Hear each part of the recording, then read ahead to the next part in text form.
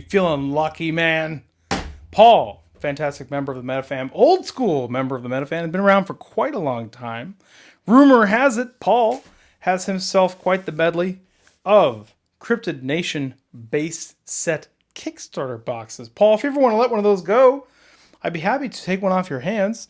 I can offer you trades, such as this piece of waxed paper that I can sign. This is a game card, a play on game card. It's rare. It's a 1 of 1, and this is a paperweight of the universe. But just imagine what secrets you can unlock with the entire universe in the palm of your hand. Let's open this booster box for Paul and pull a blue ink and be the first one on the channel. Oh man, though we did have another patron, MetaZoo Maniac on Instagram, got a box that had a blue ink in it just today. Well, yesterday by the time you see this video.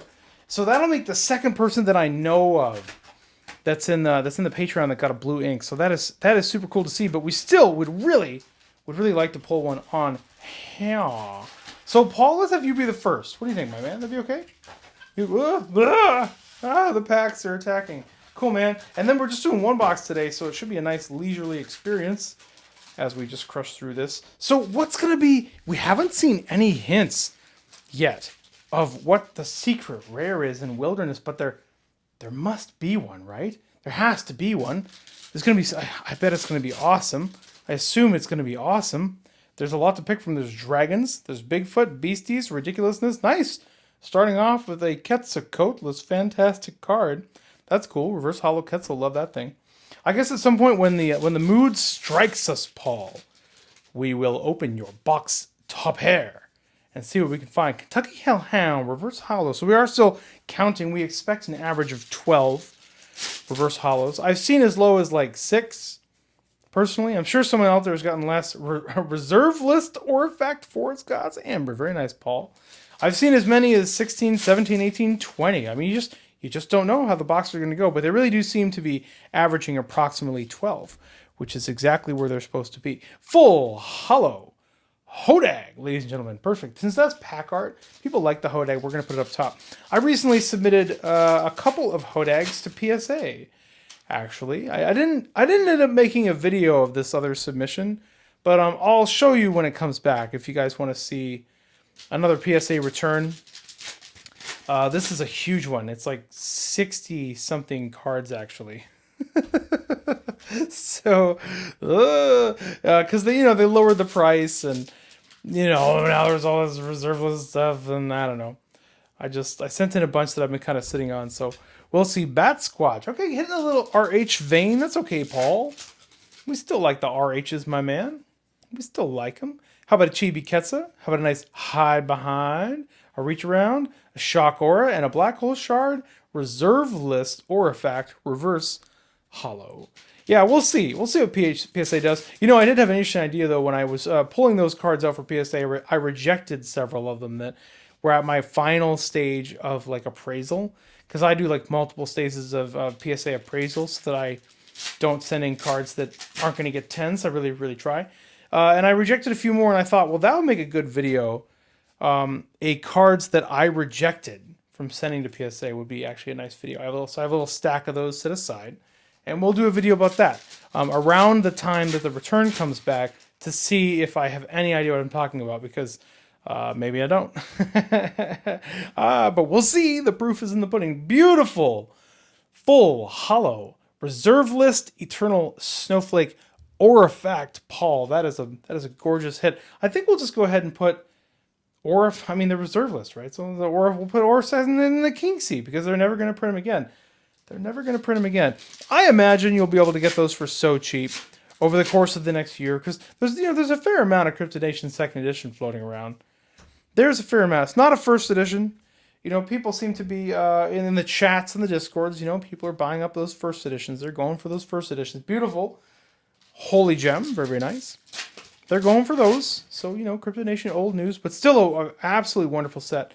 My favorite set. It'll always be probably the base set, right? So here's a Reverse Hollow Blood Ruby. We're sleeving it because it's a Blood Ruby, and any Blood Ruby deserves to be sleeved.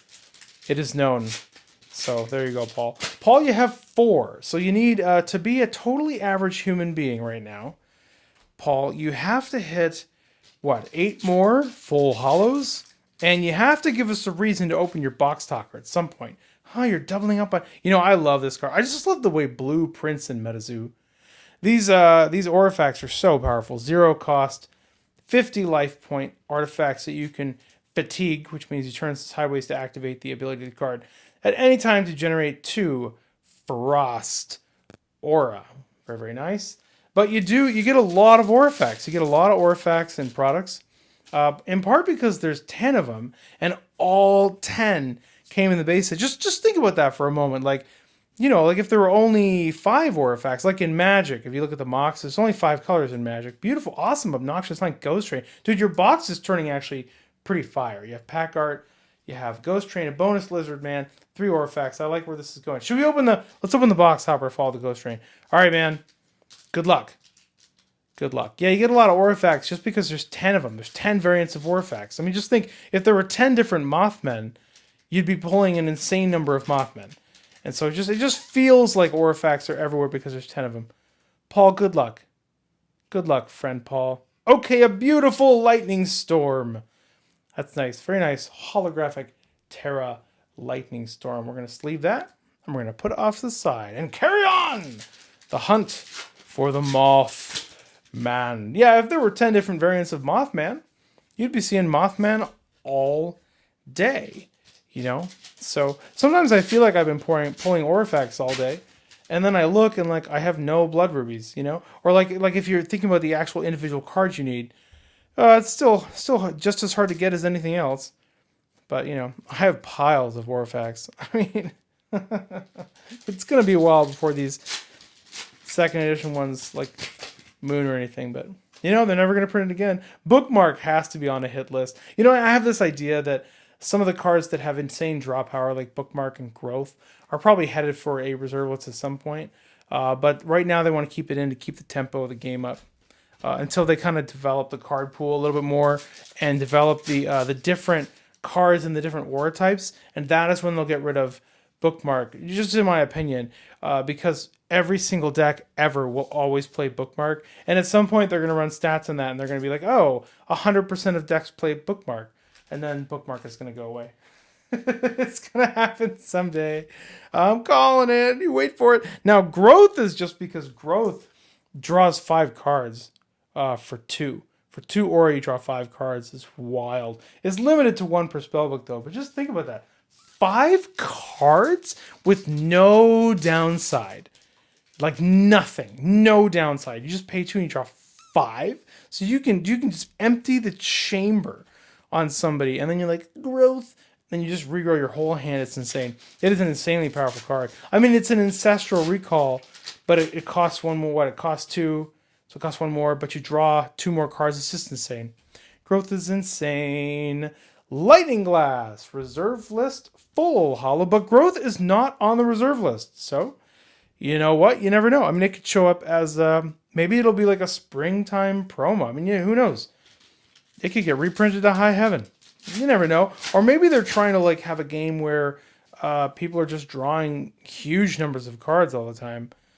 Although that could create some interesting situations in gameplay, I suppose, and balancing and stuff like that. Because the problem with insane amounts of draw power is people can tailor their deck towards normally difficult to pull off ridiculous combos in an otherwise ridiculously unstable deck, right? Even like, for example, the new Magic Mulligan system where you can just keep on mulliganing as many times as you want, but every time you do it, you draw a full new hand, and then you discard a card. So it's like slightly more kind than how the mulligan used to work. In Magic, how it used to work and how it currently works in MetaZoo is, in my opinion, the best way to do a mulligan. It is a mulligan where if you don't like your hand at the beginning, you discard your whole hand, and then you draw a new hand, but you draw 1 fewer card than you had before. So you always draw fewer cards, whereas in Magic now, you draw a full new hand of 7, and then for each time you've mulliganed, you then discard. And what this allows people to do is you can search your whole deck. So if you have like a 2-card winning, stupid, ridiculous combo, you can mulligan, draw 7, discard 1. Mulligan, draw 7, discard 2. Mulligan, draw 7, discard 3. Mulligan, draw 7, discard... You see what I'm saying? You can, like, search your whole deck for stuff with that other form of mulligan, and I just think it just increases the likelihood that someone's going to have broken combos, and then you end up banning more cards. What's with the Hodags? Paul! I mean, it's a great pull, full hollow Hodags all day long. Paul, let's open the Hodag pack and draw not a Hodag. I like that, though. Hodag is great. That's a great pull. Hey, spicing it up with a Chupacabra. So now that we've rambled on for a while about mulligans and game balance and draw and reserve, let's check in on Paul and see how he's doing for pull rates. Paul, after this reserve list aura fact, Forest God's Amber, my man, you are sitting on, let's see, 5 aura facts and 5, 6, 7, 8, 9, 10, 11. Wonderful pull so far. 3 Hodags, a Ghost Train, Growth, the Aura Facts. Very, very nice. This pack is on fire. Nope, it's a Kentucky Hellhound. Actually, we do like Kentucky Hellhound because it reminds us of our fellow YouTuber. That is super fun. All right, man. Oh! Hitting the statistically average 12 full hollows in a booster box with a Jersey Devil is a nice way to land. That is super cool, man. Super, super cool. Paul, you still have 6 packs left. So your odds of beating the average are very high right now. So congratulations on that.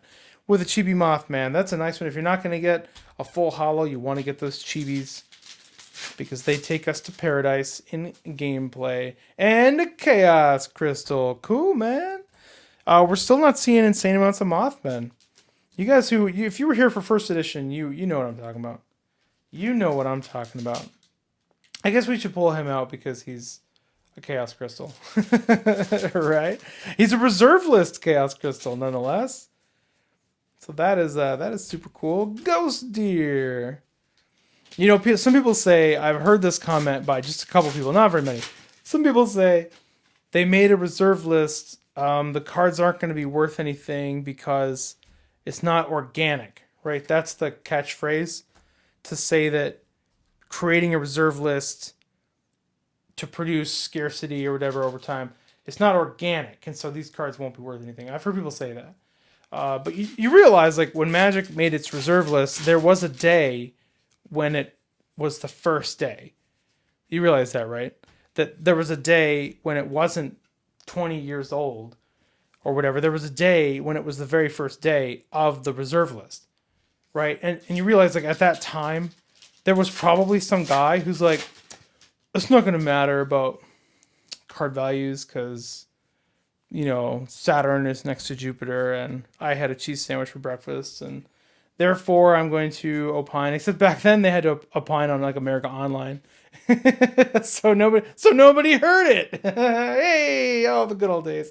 Hey, so you did great, Paul. This is a fantastic box. Look at you. You got your 2 Obnoxious 9, Chaos Crystal, JD, Lizard Man, 7 Aurifax plus the Chaos Crystal, 3 Hodags, and a beautiful Lightning Storm. Thank you, Paul, for giving us this opportunity to entertain the fine people of MetaZoo. Looking forward to Wilderness pre-release February 4th in the evening on ArgosAnon.com. Have a fantastic week. This is Argos.